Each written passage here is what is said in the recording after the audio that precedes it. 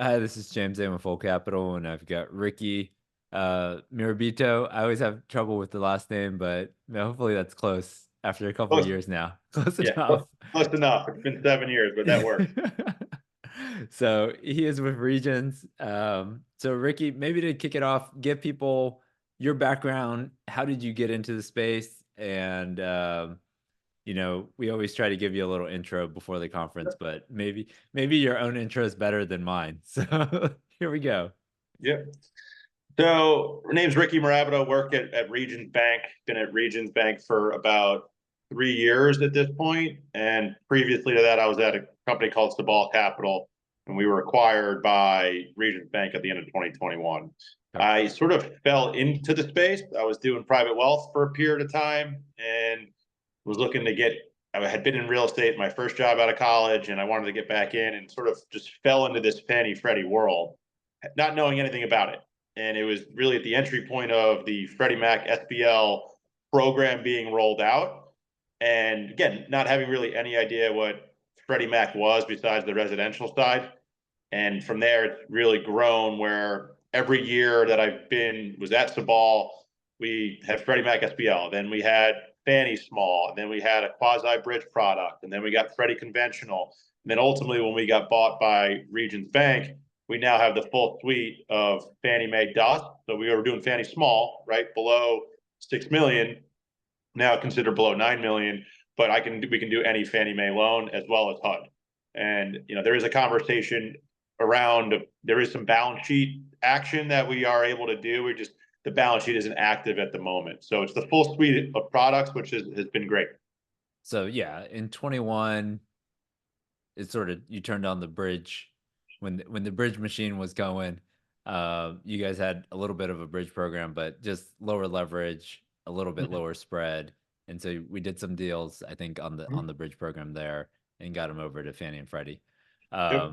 So I guess what is the sentiment at Fannie and Freddie, if it's any different this year or right now?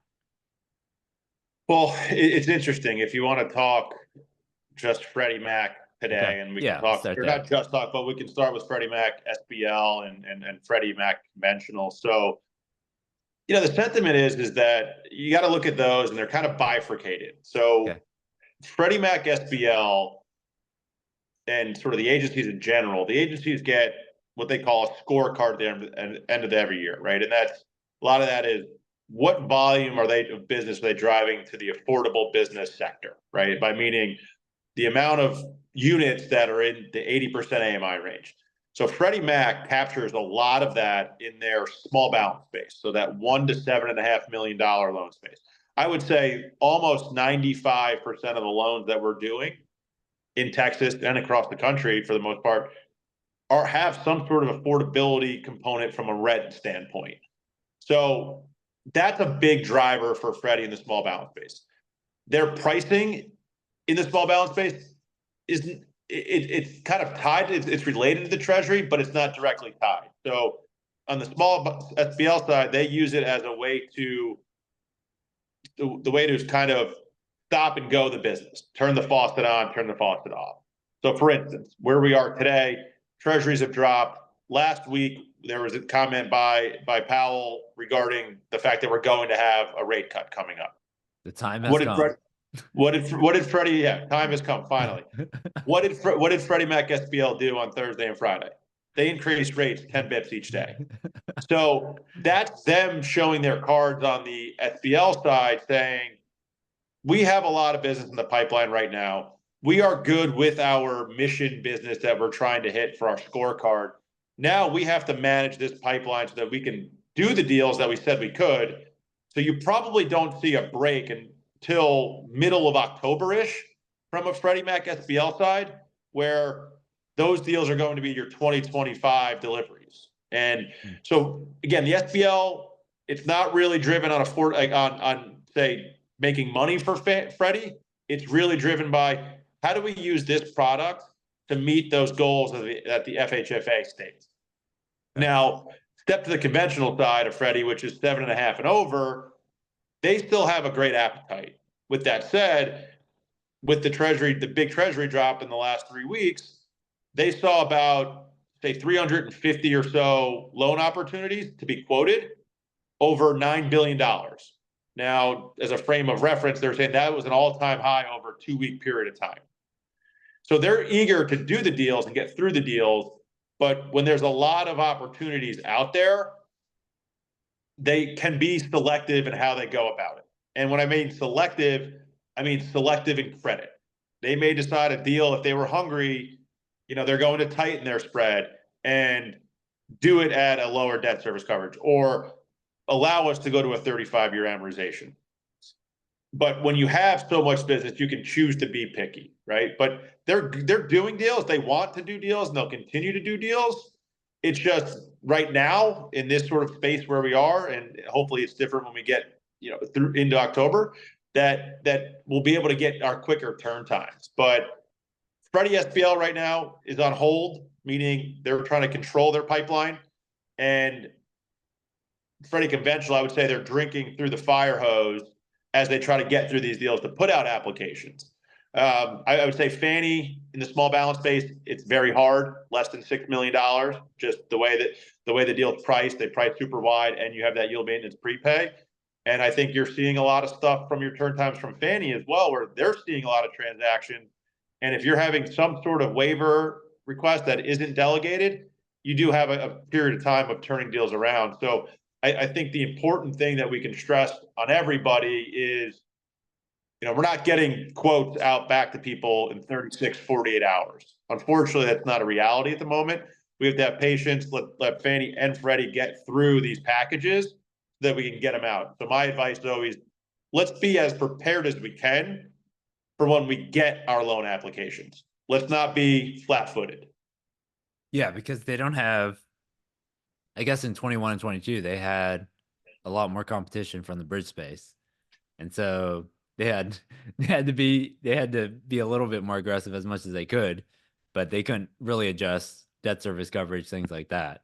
So in terms of Fannie, Freddie, I guess maybe, I mean, you work with a lot of borrowers, you work with a lot of guys out there trying to buy deals. What are some of the best practices for investors out there that can make your life easier as a lender, as an underwriter out there?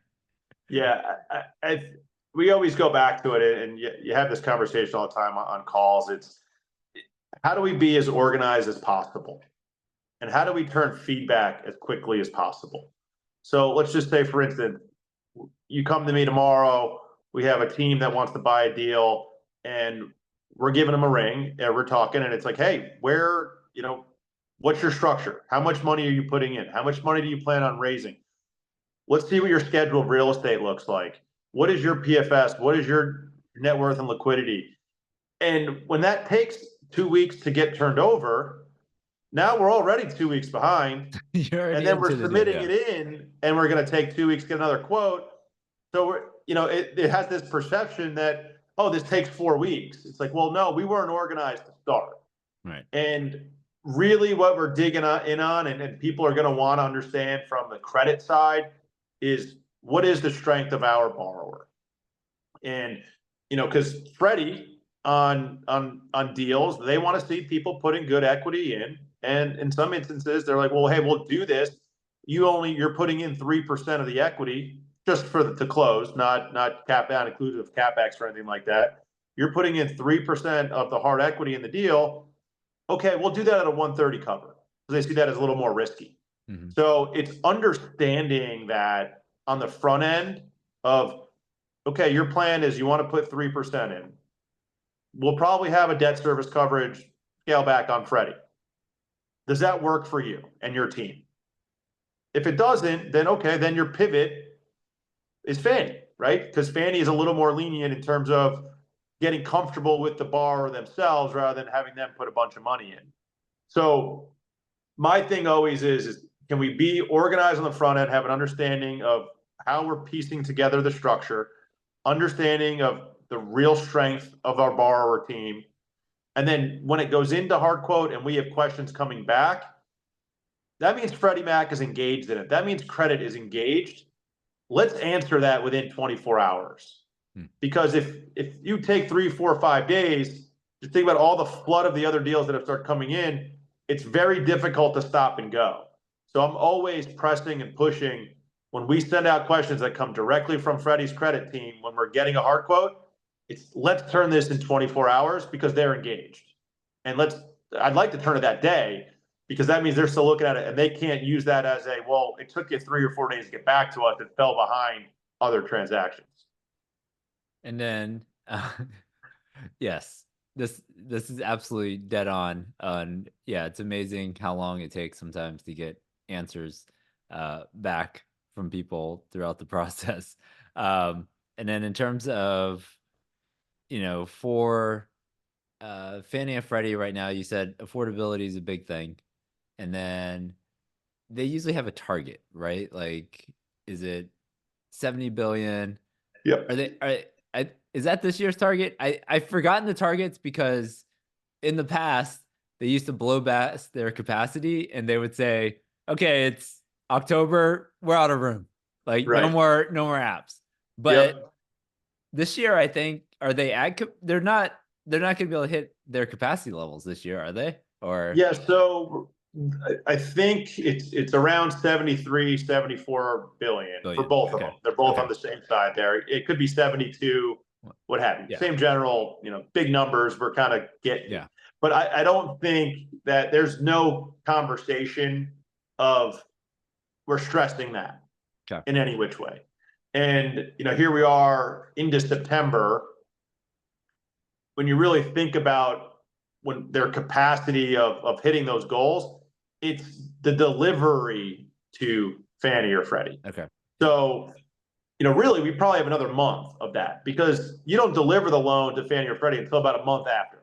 It doesn't settle with them until a month after, right? So if you're saying it takes you 60 days to close, let's just back that out, right? So we're not even close to hitting those levels. Now I could be wrong, but I'm pretty sure that there's been no communication whatsoever about really having to put the brakes on, to slow things down, and to have conversations of like, well, we need this to be a 2025 delivery. So okay, once we get into October, I mean, that's really the thing, right? You have your October, your 30 days, 45, 50 days, what have you. That brings you into a funding of December.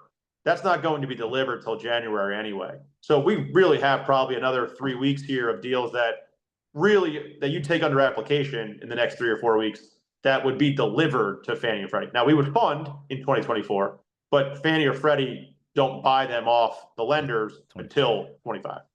Okay, so rates have dropped. We talked about it a little bit. Rates have dropped. I mean, they're pretty much the lowest they've been all year, and so a bunch of people are trying to get in to refi deals or even buy deals. Talk through when each one of these loans you can lock the rate, Yep. So because what? a lot Yep. of people call and they're like, "Can I just lock it right now?" Here, it Not looks good quite. today. Yeah, Not looks quite. looks good today. I don't have an application. But let's lock it. So let's talk the different programs again. Freddie Mac SBL, less than 7.5 million. That gives you a free rate hold at application. So we quote a deal today for you, 5.5%. Over the next 35 business days of underwriting, that rate is going to be held. Okay. Treasury runs up, rates go up, your rate is held. The negative of that is rates go down, you can't participate in getting a better rate. Right. So that has a plus and minus. I think the pluses outweigh the minuses there. If you're comfortable today doing the deal, let's do it. And kind of the point I made earlier, Freddie moved rates last Thursday and Friday in an environment when we kind of see rates coming down. Right. Um, And Freddie, that app is like 10,000. yeah, Yeah. that's just Yeah. that, and that's not even a payment for the lock. That's Yeah. just to get your deal going and do Yeah. your third Third party. parties. Yeah. Okay. So Freddie conventional, 7 million and over, you have what is called an index lock, and you can lock your index at application. There's a few items that we have to clear. I need your scheduled real estate. I need you to kind of review the loan docs. You have to give up that 2% good faith deposit. Okay. We run searches and stuff on the borrower just to make sure everything's clean. And hopefully the asset's good and we did a drive-by, we understand it. It's no general concerns there. That you can do at application. You execute your application, we want index lock, let's do it tomorrow, what have you. Now, that comes with an adder. That's a 5 BIP adder or so to your rate, give or take. But some folks feel that makes them comfortable, right? So you lock your index, and then also Freddie, when they quote their deals, you have a free 60-day spread hold. So for all intents and purposes, day one there, if you're going to be on a normal delivery or a normal path to submission to Freddie Mac, you're locking that's the rate you're going to have. Right. That's just the reality, So when you index lock, do you have the spread from Freddie? Yes. Yep. Yeah. So we get, yep. So we have our application, comes back. I give it over, say you're the borrower. Yeah. You like it. You execute. You say, Rickey, I want to index lock. You send over your 2% good faith deposit. So now we have, let's just say, a spread of 150 over the treasury at 365, right? Okay. So now we'll lock the index gets locked, and then your spread, which you're given a free hold by Freddie, is good for that 60 days of underwriting, which is you're on that timeline.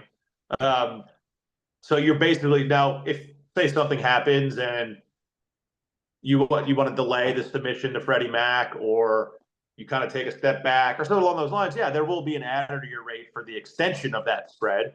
But provided we deliver it in the normal timeline to Freddie Mac, your rate, it's what's on your application. So have you seen what happens if the same thing, let's say you index locked in July and then rates drop in August? Too bad. You can't unwind that lock, right? You can't unwind that. Yeah, exactly. It's a lot of money. It's a breakage fee you're going to have. So we would take that 2%. Yeah. And not only with that 2%, there'll be additional what they call damages, which is the unwinding of the trade that they made to make sure there's no money lost on that hedge, right? So now it's got to be a big drop. It's got to be a big drop then. Exactly, it's got to be huge. But I would also say it's not in the best interest, because if you what people will say bust a rate lock, they're probably not going to let you. Freddie's probably not going to let you index lock in the future, in the foreseeable future. Okay, which is fine. You go Fannie, but like that, you just taken that away, right? So you need to be sure that you're comfortable. If you think rates are going to go down, just wait. Then let's play that wait game. And if they start running on you, okay, we're ready to go whenever. So you don't have to index lock an application. You can index lock week 2, week 3, week 4, week 5. Now, where Freddie Conventional and Fannie DUS will differ. So Fannie has this thing called a SERL, right, which is their streamlined rate lock. So on Freddie, I can do it at application, right? Provided we know a little bit about the property, we kind of go by. There's no really reason to be worried about a property condition or anything like that. They'll let you lock that day.